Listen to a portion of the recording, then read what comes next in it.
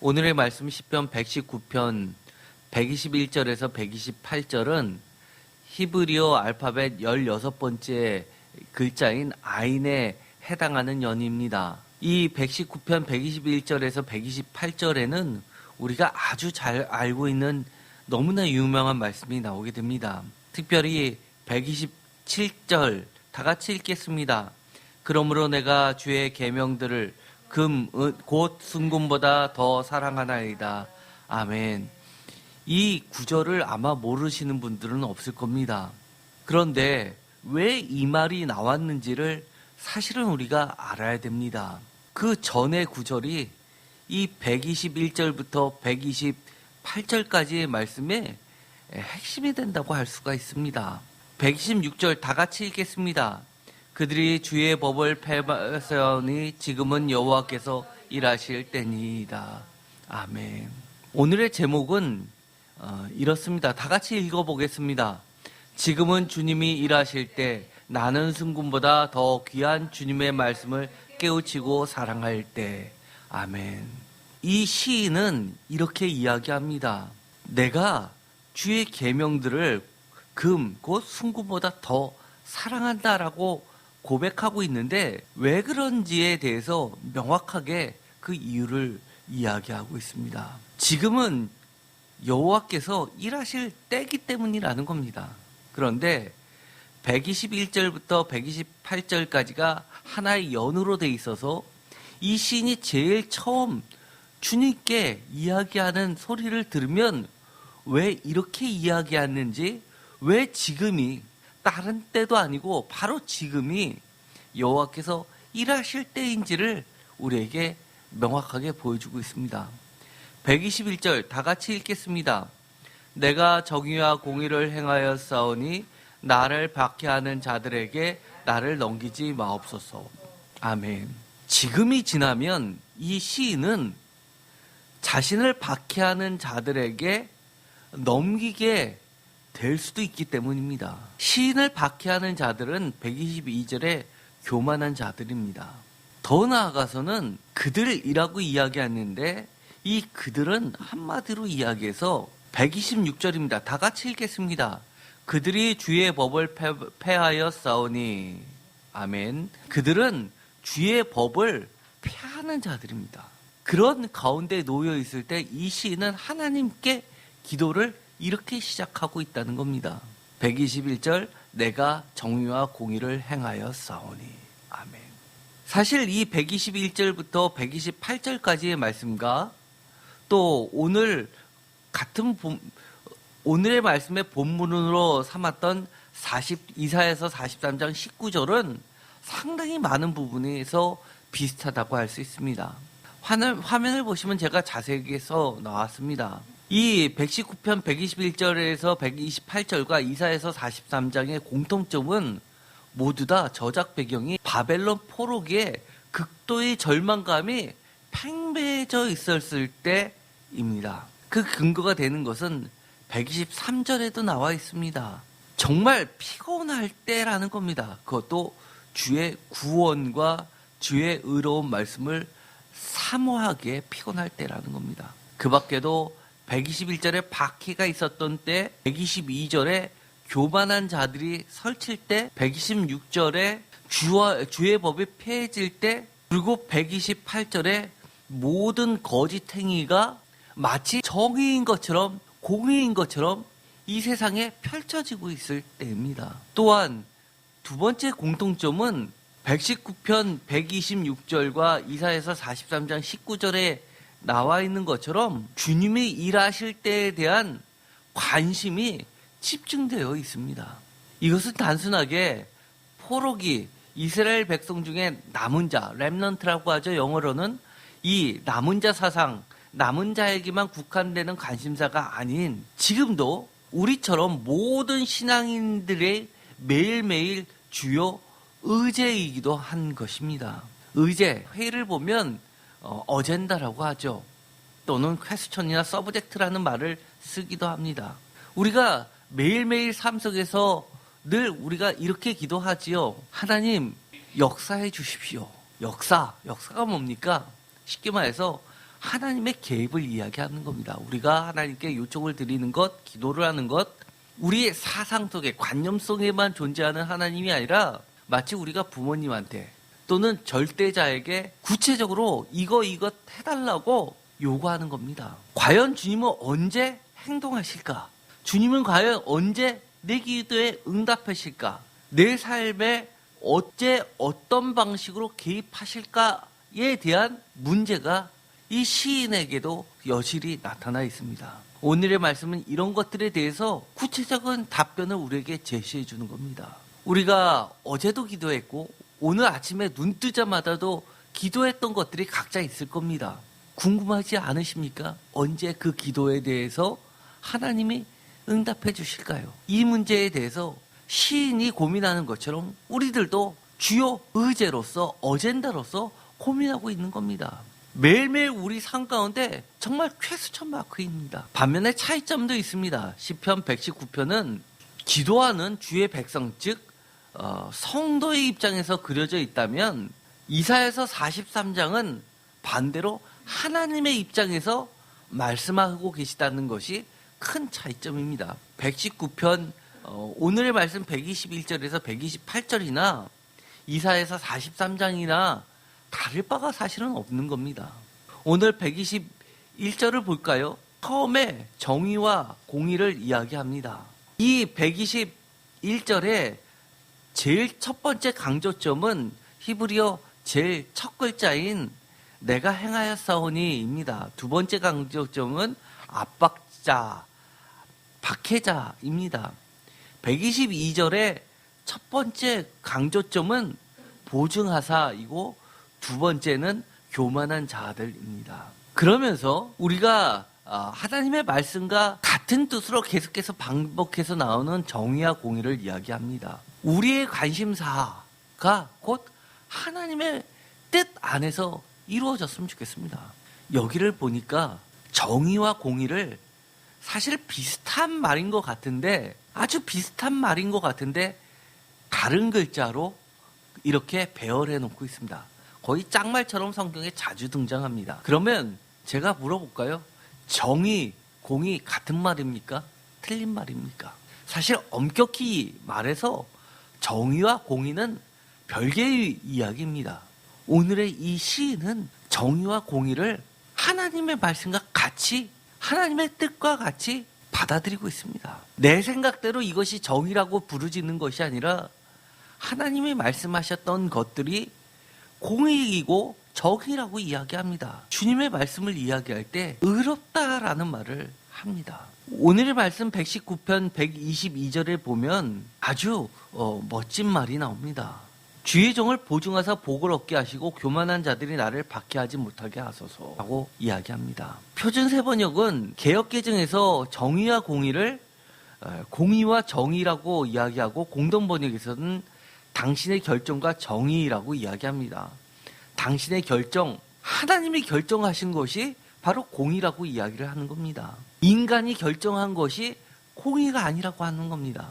그런데 주의 종을 보증하사를 표준세번역은 이렇게 번역하고 있습니다. 표준세번역으로 한번 읽어볼까요? 주님의 종을 돕겠다고 약속하여 주시고 오만한 자들이 나를 억압하지 못하게 해 주십시오. 공동번역으로도 읽어보겠습니다. 당신의 종을 편들어 잘되게 하시고 교만한 자들에게 짓밟히지 않게 하소서. 보증을 이렇게 번역합니다. 돕는 것 또는 편들어 주는 것. 그런데 이것은 제가 생각하기에는 완벽한 번역이 아닙니다. 히브리어에서 아라브라고 하는 이 보증이란 단어는 영어로 하면 플랫지입니다. 담보입니다. 우리가 대표적으로 잠언서에 나오는 이야기가 있습니다. 예를 들어서 우리가 아주 너무나 잘 알고 있는 것이 있죠. 잠언서 6장 1절 내 아들아 내가 만일 이웃을 위하여 담보하여 타인을 위하여 보증하였으면 이라고 하면서 잠언서 20장 16절에서 타인을 위하여 보증선자의 옷을 취하라 외인들을 위하여 보증선자는 그의 몸을 볼보로 잡을지니라 라고 하면서 함부로 보증하지 말라라고 이야기하고 보증했을 때는 그 책임이 반드시 따르게 됨을 이야기합니다. 그래서 보증 쓰지 말라는 이야기를 합니다. 신약에 와서는 이 보증 개념이 매우 중요하게 발전을 하게 됩니다. 신약에 와서는 예수 그리스도의 십자가와 죽음과 부활에 관하여서 이 보증 개념을 적용시켜서 이야기합니다. 그래서 구원의 약속 또는 보혜사 성령님에 대해서도 이 보증 개념을 적용하여서 인치심, 확실성 이런 개념으로 확대돼서 우리에게 제시해주고 있습니다. 예를 들어서요. 히브리서를 한번 볼까요? 히브리서 6장 17절입니다. 다 같이 읽겠습니다. 하나님은 약속을 기업으로 받는 자들에게 그 뜻이 변하지 아니함을 충분히 나타내시려고 그 일을 맹세로 보증하셨나니. 히브리서 7장 22절입니다. 이와 같이 예수는 더 좋은 언약의 보증이 되셨느니라. 아멘. 결코 패할 수 없다는 더 확대된 의미로 예수 그리스도에까지 적용을 시키고 있습니다. 이 122절의 이 보증이란 개념은 다른 데서는 목숨 걸고라는 개념으로도 사용을 하고 있습니다.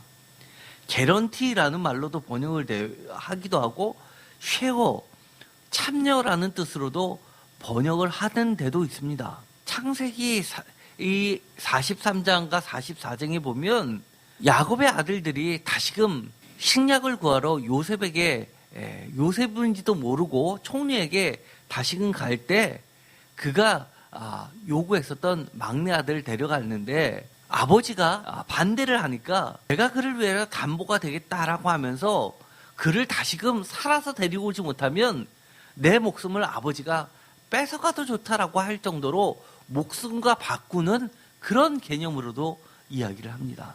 예레미야서 30장 21절에 보면 똑같이 아라브라는 이 담보라는 말을 쓰고 있는데 거기서는 특이하게 이렇게 번역을 합니다. 그 영도자는 그들 중에서 나올 것이요 그 통치자도 그들 중에서 나오리라. 내가 그를 가까이 오게 하리니 그가 내게 가까이 오리라. 참으로 담대한 마음으로 내게 가까이 올 자가 누구냐? 여호와의 말씀입니다. 참으로 담대한 이렇게 번역한 것이 사실은 원문은 아랍어를 이렇게 번역했습니다. 매우 담보라는 보증이라는 개념하고는 많이 틀리게 번역을 했죠. 하지만 이것은 영어를 보면 devote himself to라는 뜻으로 번역되었습니다. 쉽게 말해서 목숨 걸고라고 이야기를 하는 겁니다. 그처럼 주님은 우리에게 주님 자신과 맞바꿔서라도 주님의 말씀에 대해서 책임져 달라고 이야기를 하는 겁니다. 그렇다면 이 시인은 하나님을 어떻게 생각하고 있습니까? 하나님이 하신 말씀과 하나님을 동일시하고 있는 겁니다. 대표적인 신약의 사례가 있죠. 예수님이 로고스 말씀으로 표시됩니다. 하나님께서 말씀으로 세상을 창조하시고 말씀을 보내신 것이 우리 눈에 보이게 하신 것이 바로 예수님이라고 이야기한 겁니다. 그렇기 때문에 이 보증의 개념은 그만큼 우리 세상 사람들이 이야기하는 말의 개념하고 완전히 다릅니다. 우리가 말을 한번 내뱉으면 보이지 않기 때문에 글로 쓰지 않기 때문에 사라져버리는 그런 것이 아니라 하나님의 목숨과 하나님 자신과 맞바꿔질 정도의 하나님 자신입니다. 그만큼 확실하고 분명하고 실체가 있는 겁니다. 그래서 123절에 이렇게 이야기합니다. 다 같이 읽겠습니다. 내 눈이 주의 구원과 주의 의로운 말씀을 사모하게 피곤하나이다. 아멘. 주님의 말씀을 뭐라고 이야기하냐면 주의 의로운 말씀이라고 합니다. 정의와 공의를 121절에 처음 이야기할 때 정의는 내가 주장한 정의, 내가 세운 공의가 아니라 주님의 말씀에 기초한 공의이고 주님의 말씀에 근거한 정의입니다. 내 눈이 주님의 말씀을 사모하게 피곤하다고 이야기합니다. 표준세 번역으로 읽어볼까요? 내 눈이 주님의 구원을 기다리다가 피곤해지고 주님의 의로운 말씀을 기다리다가 지쳤습니다. 공동 번역으로도 읽어보겠습니다. 당신의 구원을 눈 빠지게 기다려오며 정의의 약속을 끝까지 기다립니다. 무엇인가를 간절히 바라다가 눈 빠지게 기다려본 적 있으시죠? 그러다가 피곤해서 지친 적 있으시죠? 이 시인은 이처럼 주님의 말씀을 그렇게 기다리고 사모하고 있는 겁니다. 주님이 말씀해 주시면 그것이 곧 하나님이기 때문입니다. 하나님의 결정이기 때문입니다. 우리가 흔히들 그렇게 이야기합니다. 주님의 구원을 기다린다라고 이야기합니다. 그렇다면 이 시인이 123절에서 이야기한 것처럼 A와 A-는 대꾸를 이루기 때문에 주님의 구원은 주님의 의로운 말씀과 같다는 이야기입니다. 주님의 말씀에 주님의 구원이 있습니다. 주님의 말씀은 공동번역처럼 이야기하면 정의의 약속이기 때문입니다. 약속하지 않는 하나님의 보증이기 때문입니다. 124절에 보면 주의 인자하심대로 주의 종에게 행하사 내게 주의 율례들을 가르치소서라고 이야기합니다. 주님의 율례를 배우고 싶다고 이야기합니다. 주님의 뜻을 가르쳐달라고 이야기합니다. 공동번역은 124절을 이렇게 번역합니다. 당신 사랑으로 이 종을 대해 주시고 당신의 뜻을 나에게 가르치소서. 하나님이 우리에게 선대해 주시는 것은 무엇입니까? 하나님의 말씀을 우리에게 풀어주시는 겁니다. 우리가 이해되게끔 해주시는 겁니다. 하나님의 복을 받은 존재들입니까? 세상에서 잘 나가는 게 복입니까? 사실 가장 큰 복은 하나님의 말씀을 우리가 깨닫는 겁니다. 하나님의 말씀을 배우는 것이 가장 큰 복입니다. 그런데 하나님의 말씀은 지겹습니까? 그렇다면 우리의 눈이 주의 구원을 사모한다라는 것은 거짓말입니다. 왜냐하면 영원하지 못한 세상 것에 여전히 우리의 눈이 고정되어 있고 소위 말해서 세상에서 잘 나가는 것들에 대해서 내가 기다리다 눈이 빠지게 기다리다 이루어지기를 눈 빠지게 소원하다가 피곤하다라는 것이 분명하기 때문입니다. 우리는 무엇 때문에 피곤해합니까? 어떨 때 지칩니까? 시인은 123절에 이렇게 이야기합니다. 주의 구원과 의로운 말씀 때문에 피곤하고 그것 때문에 지친다고 이야기합니다. 왜냐하면 그것을 그렇게 사모하기 때문입니다. 시인의 눈은 그만큼 간절한 소망을 표현해주고 상징해주는 단어입니다. 119편에 보면 시인의 눈이 어떤 눈인지를 나타내주는 여러 구절들이 나오게 됩니다. 18절에 보면 내 눈을 열어서 주의 율법에서 놀라운 것을 보게 하소서. 37절 내 눈을 돌이켜 헛하는 것을 보지 말게 하시고 주의 길에서 나를 살아나게 하소서. 82절 나의 말이 주께서 언제나 나를 안위하실까 하면서 내 눈이 주의 말씀을 바라게 피곤하니이다. 123절 내 눈이 주의 구원과 주의 의로운 말씀을 사모하게 피곤하니이다. 136절 그들이 주의 법을 지키지 아니하므로 내 눈물이 시냇물같이 흐르나이다. 148절 주의 말씀을 조용히 읊조리려고 내가 새벽녘에 눈을 떴나이다. 시인의 눈은 어디에 고정되어 있습니까? 주님의 말씀, 주님의 법, 주의 구원, 주의 의로운 말씀, 주의 율법, 허탄하지 않은 것, 주의 길 이런 것들에 고정되어 있습니다. 123절에 내 눈이 피곤하다라는 것처럼 82절에도 내 눈이 피곤하다라고 이야기합니다. 모두 다 동일하게 주의 말씀을 바라기 때문이라고 주의 의로운 말씀을 사모하기 때문에 피곤하다고 이야기합니다. 여러분의 눈들도 그렇습니까? 125절에 보면 나는 주의 종이오니 나를 깨닫게 하사 주의 증거들을 알게 하소서. 주의 종, 이 종의 개념은 신학시대에 와서는 집사로 발전하게 됩니다. 사도로 발전하게 되고 제자로 발전하게 됩니다. 교회에서 집사, 권사, 장로 이렇게 불려지는 것들은 회사에 들어가서 계장, 대리 이런 개념이 아닌 겁니다. 주님의 거룩한 종들입니다. 이 시인은 자신이 주님의 종이기 때문이라고 내가 주님의 종인데 주의 증거들을 몰라서 어찌 내가 주님의 종의 직분을 감당할 수 있겠냐라는 강한 자의식을 갖고 있습니다. 중요한 기도 제목을 내놓고 있습니다. 깨닫게 해달라고 주의 증거들을 알게 해달라고 이야기합니다. 우리가 신앙생활을 하면서 목회자인 저도 주님의 뜻을 분별하는 것이 그렇게 쉽지 않습니다. 그렇지 않습니까? 여러분들은 주님의 뜻을 다 잘 알고 계십니까? 많은 부분에서 우리는 이미 우리의 생각을 고정해 놓고 나서 이것이 하나님의 뜻이라고 거꾸로 맞추려고 한 적이 얼마나 많았습니까? 우린 다시 우리의 생각을 백지에서 다시금 출발해서 하나님의 말씀을 통해서 하나님의 뜻을 분별해야 되고 주님의 뜻을 명확하게 세워야 됩니다. 주님의 말씀을 통해서 주님의 언약, 약속의 증거들을 찾는 것이 우선해야만 됩니다. 우리 기도 제목이어야 되는 겁니다. 때때로 하나님이 우리에게 분명히 알려주시지 않기 때문에 우리가 실수한다고들 많이 이야기합니다. 그때 분명하게 주님이 우리에게 알려만 주셨다면 내가 지금 이런 실수를 범하지 않았을 텐데 라고 이야기하는 경우가 많이 있습니다. 아니, 말은 그렇게 안 하더라도 우리는 마음속에 그렇게 한쪽 구석은 생각하고 있는 경우가 많습니다. 그러나 이것을 분명히 할 필요가 있습니다. 하나님의 뜻을 분명히 안다고 하나님의 길을 온전히 쫓는 것은 사실 별개의 문제입니다. 좀 더 우리가 우리 신앙생활에 대해서 솔직할 필요가 있습니다.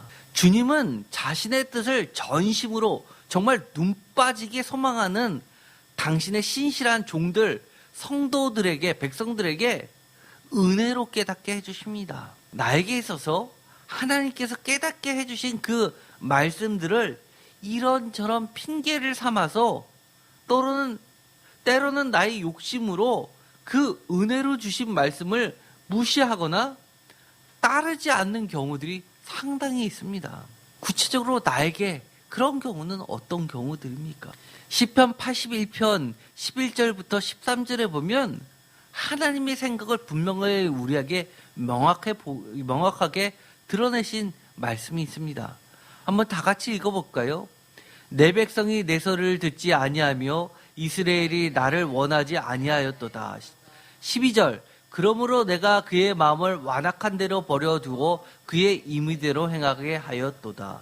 13절, 내 백성아 내 말을 들으라. 이스라엘아 내 도를 따르라. 하나님의 뜻을 어렵다라고 하는 데는 사실은 주님이 말씀해 주셔도 임의대로 행동하기 때문일 경우가 많이 있습니다. 하나님은 이렇게 이야기합니다. 너희의 마음이 완악했기 때문에 임의대로 행했기 때문이라고 이야기해야지 내가 말하지 않았기 때문이라고 이야기하지 않습니다. 내 백성이 내 소리를 듣지 않았다. 나는 말했다라고 이야기합니다. 그러면서 내 백성아 내 말을 제발 좀 들어달라고 이야기합니다. 그리고 나서 내 도를 따르라고 이야기합니다. 예레미야서 42장과 43장은 예레미야서를 여러분과 같이 할 때도 매우 충격받은 말씀으로서 전했던 적이 있습니다. 42장에서 43장까지는 우리에게 훌륭한 거울이 되고 있습니다. 42장 1절에 보면 이미 이스라엘 남유다가 멸망하고 나서 그리고 나서 남아있던 자들 모든 군대의 지휘관과 가레야의 아들 요하난과 호시아의 아들 여사냐와 백성의 낮은 자로부터 높은 자까지 다 나와서 2절 선지자 예레미야에게 이렇게 이야기합니다. 당신의 하나님 여호와께 기도해 주소서라고 합니다. 왜냐하면 3절에 보면 당신의 하나님 여호와께서 우리가 마땅히 갈 길과 할 일을 우리에게 보이시기를 원합니다라고 하면서 하나님께 기도해달라고 하나님의 뜻을 분명히 알게 해달라고 기도 부탁을 합니다.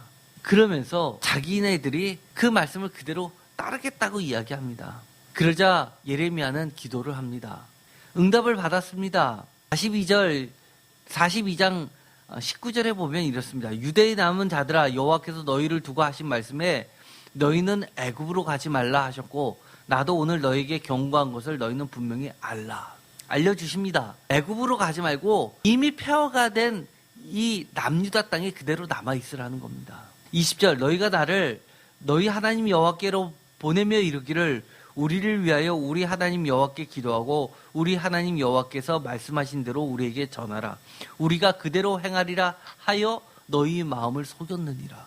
너희 마음을 속였다라고 이야기합니다. 이 말은 무엇이냐 하면 하나님께 기도를 부탁하면서 그 말씀을 다 듣겠다고 말은 했지만 이들이 기도 부탁을 할 때 어떤 뜻을 가지고 기도 부탁을 했냐면 자기네들이 이미 마음의 결정을 했습니다. 애굽으로 도망갈 생각을 하고 있었습니다. 그래서 하나님으로부터 애굽으로 가라라는 기도 응답을 받으면 하나님의 뜻이야 라고 확인을 하고 갈 생각을 했던 겁니다.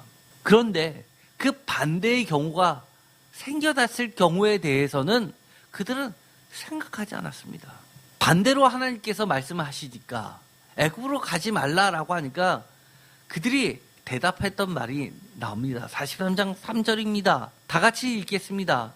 이는 네리야의 아들 바룩이 너를 부추겨서 우리를 대적하여 갈대아 사람의 손에 넘겨 죽이며 바벨론으로 붙잡아가게 하려 함이라. 4절 이에 가레아의 아들 요하난과 모든 지휘관과 모든 백성이 유다 땅에 살라 하시는 여호와의 목소리를 순종하지 아니하고 이렇게 대들기 시작합니다. 그것은 하나님의 뜻이 아닌데 서기관 바룩이 너를 꼬드겨서 부추겨서 그런 답변을 우리에게 준 거 아니냐. 그러면서 그들이 했던 행동 6절에 보면 그들에게 맡겨둔 모든 사람과 선지자 예레미야와 네리야의 아들 바룩을 거느리고 7절 애굽 땅에 들어가. 결국 자신들이 생각했던 이미 결정해 놓은 생각대로 움직입니다. 그것이 끝까지 그들은 하나님의 뜻이라고 우겨대고 있습니다. 그러나 하나님은 여호와의 목소리를 순종하지 아니함이라라고 이야기합니다. 하나님의 뜻을 알려줄 때 그 뜻을 아는 것과 그럼에도 불구하고 그 말씀대로 따르는 것은 사실 별개입니다. 이 시인은 분명하게 이렇게 이야기합니다. 124절에 가르쳐달라고 이야기합니다. 125절에 깨닫게 해달라고 합니다. 그리고 더 나아가서 알게 해달라고 3번씩이나 그렇게 강구합니다. 그 다음에 나오는 말이 이 126절입니다. 너무나 멋진 말을 합니다. 126절 다 같이 읽겠습니다. 그들이 주의 법을 폐하였사오니 지금은 여호와께서 일하실 때니이다. 아멘. 가르치고 깨닫고 알게 해달라고 하는 이유가 지금은 여호와께서 일하실 때이니 여호와의 일하심이 나를 통하여서도 이루어지게 하기 위함이라는 겁니다. 내가 여호와의 일하심에 방해꾼이 되지 않기를 간절히 원하고 있기 때문입니다. 시인이 여호와께서 일하실 때라고 하는 지금은 다름 아닌 122절에 말하는 교만한 자들이 126절에 보면 주의 법을 폐하던 때라고 이야기합니다. 한마디로 주의 법이 무너지는 현실을 보면서 하나님께 불평하는 것보다는 하나님께 불평하지도 않으면서 그렇다고 또 하나님이 무너졌다고도 보지 않습니다. 지금 현실을 보면 많은 사람들이 하나님이 안 계신 것처럼 생각하고 있지만 이 시인은 뭐라고 이야기하냐면 하나님이 일하실 때라고 이야기합니다. 그 어느 때보다도 하나님에 대해서 또 하나님이 이미 하셨던 그 말씀들에 대해서 어느 때보다도 더 굳건한 신뢰를, 믿음을 보여주고 있기 때문입니다. 시인은 주님의 심판이 성도가 실수로 주님의 말씀을 어겼기 때문이 아니라 이 고의적으로 또는 상습적으로 또는 암묵적으로 주님의 말씀을 짓밟고 주님의 말씀을 하찮게 여기고 두려움 없이 주님의 신실하시고 영원한 약속들을 마치 유통기한이 지난 것처럼 폐하는 오만하고 교만한 악인들 때문에 주님의 심판이 필요하다고 이야기합니다. 그래서 주님이 일하시는 때라고, 그때가 바로 지금 주님의 법이 폐해진 때라고 고발하고 있습니다. 주님의 일하신다는 것은 한마디로 주님의 다스리신다는 이야기고, 주님이 우리 삶 가운데 개입하시고 주님께서 무엇인가 새로움을 창조하신다는 것을 이야기합니다. 많이 하는 실수들이 있습니다. 심지어 저도 과거에 속았던 말이 있습니다. 너무나 교회에서 아무런 말씀의 기초도 없이 비판도 없이 하던 말들이 있습니다. 여러분들도 아마 그런 말들 많이 들어봤을 겁니다. 동지가 지나면 해가 길어지고 하지가 지나가면 낮이 짧아진 듯이, 또는 터널이 가장 어두울 때는 터널이 가장 깊은 곳을 지날 때이기 때문에 지금 세상에서 이렇게 악할 때가 바로 하나님이 일하실 때다라고 이야기하는 경우들이 많이 있습니다. 그러나 그것은 말씀에 전혀 기초하지 않은 세상적 이야기입니다. 무엇인가 차면 기울어지면 다시 차는 그런 세상이 돌아가는 그런 시간이 아닙니다. 하나님이 일하시는 때는 그런 시간이 아닙니다. 주님의 시간, 주님의 역사심, 주님의 행동, 내가 드리고 있는 그 기도에 대한 응답의 시간, 내 삶에 개입하시는 그 시간은 이 시인이 이야기하는 것처럼 123절에 내 눈이 주의 구원과 주의 의로운 말씀을 사모하게 피곤하고 지친 지금입니다. 무슨 말씀이냐고요? 하나님이 일하시는 지금이라는 것은 막연한 시간이 아니라 무엇인가 가장 어두울 때가 그 다음에 하나님의 밝음이 오는 그때가 아니라 구체적으로 교만한 자들이 주님의 법을 마구 짓밟아 버렸지만 125절에 있는 것처럼 나는 주님의 말씀을 깨우치고 또 127절의 말씀을 보면 금, 곧 순금보다 즉 세상의 그 어떤 귀하다는 가치들보다도 하나님의 말씀을 더 사랑할 때라는 겁니다.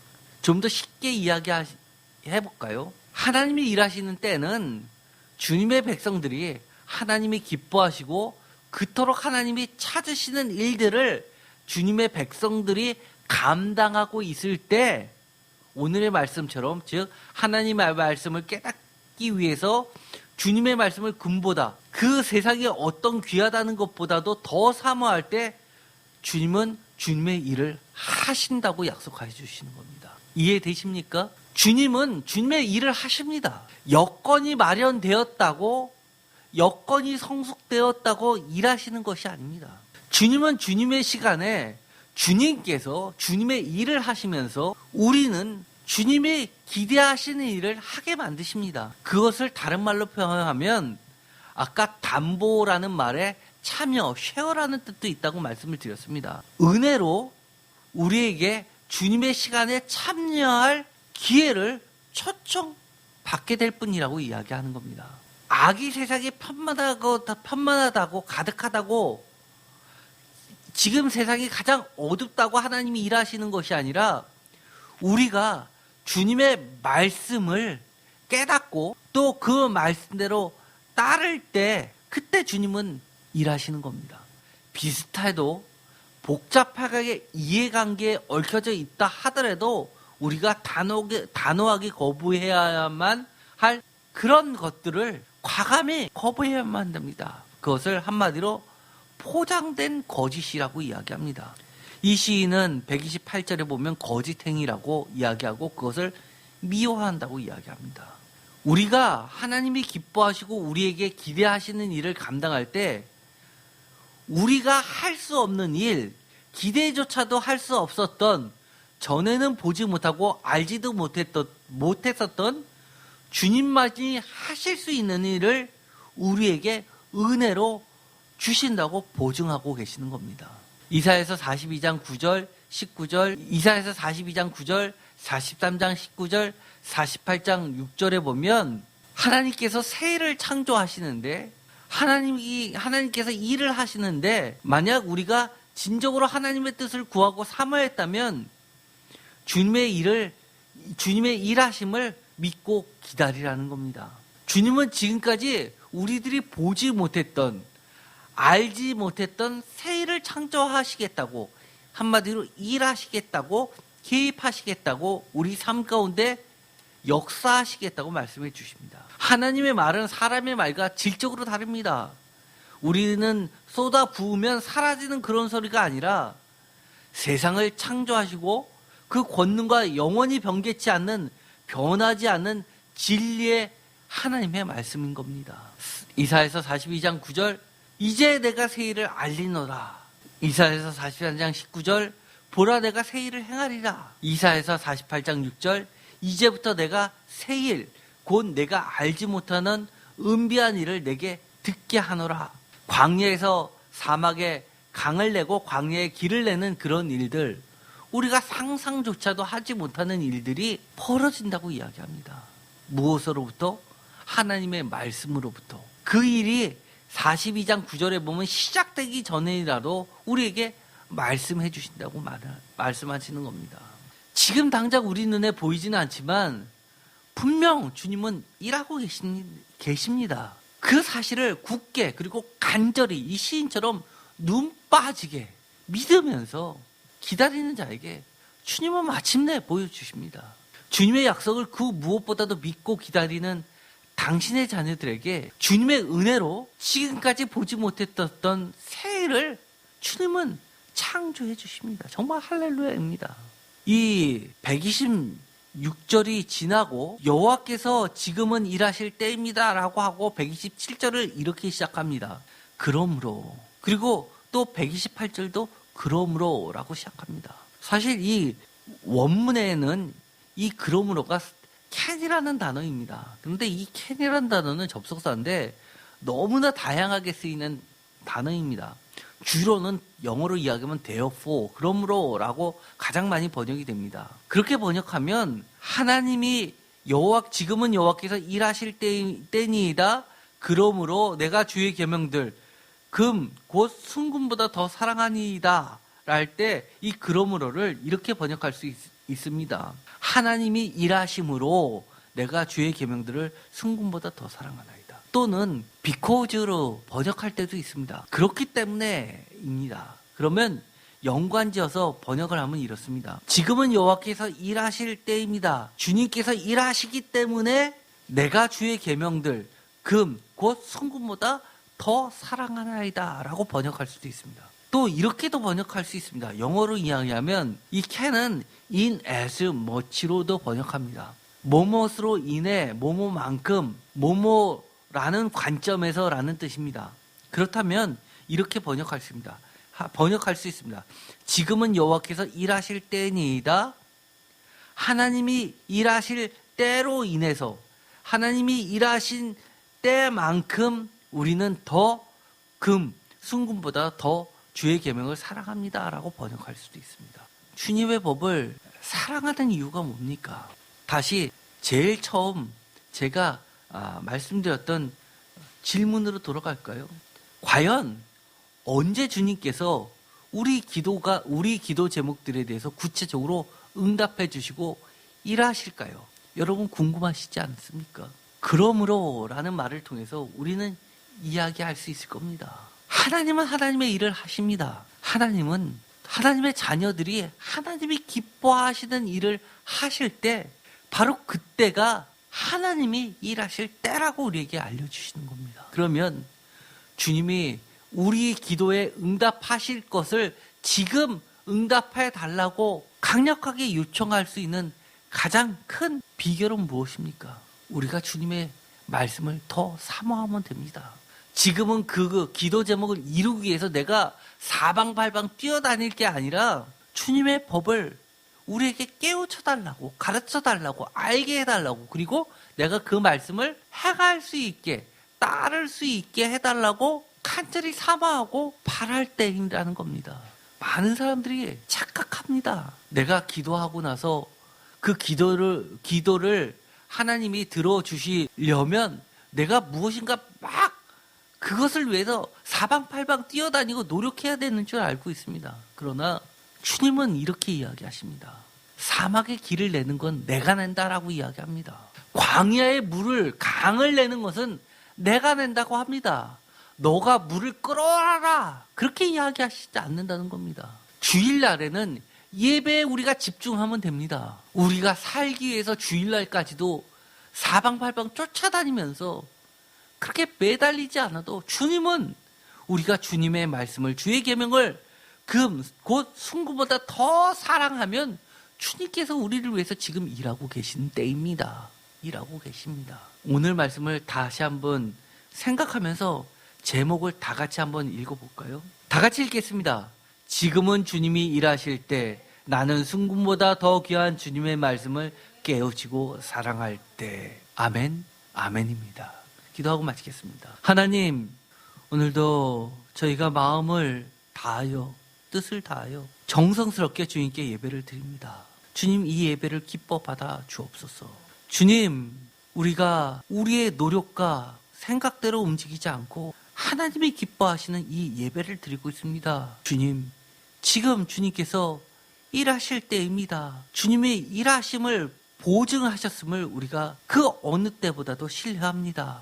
주님, 우리 삶 가운데 역사하여 주옵소서. 우리의 기도 제목들이 이미 주님은 알고 계심을 우리는 굳게 믿습니다.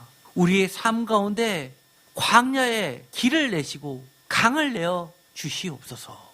지금은 주님이 일하실 때입니다. 주님의 종인 저희는 지금 순간보다 더 귀한 주님의 말씀을 깨우치고 사랑할 때입니다.